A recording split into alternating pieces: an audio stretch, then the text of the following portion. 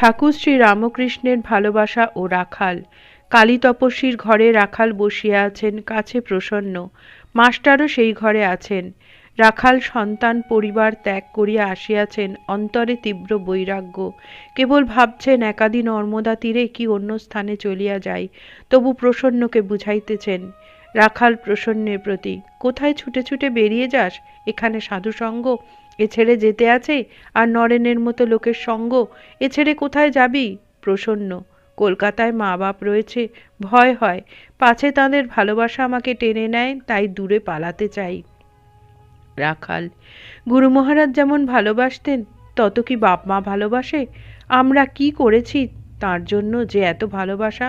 কেন তিনি আমাদের দেহ মন আত্মার মঙ্গলের জন্য এত ব্যস্ত ছিলেন? আমরা তাঁর কি করেছি? মাস্টার স্বগত, আহা, রাখাল ঠিক বলেছেন, তাই তাকে বলে অহেতুক কৃপা সিন্ধু। প্রসন্ন, তোমার কি বেরিয়ে যেতে ইচ্ছা হয় না? রাখাল, মনে খেয়াল হয় যে নর্মদা তীরে গিয়ে কিছুদিন থাকি।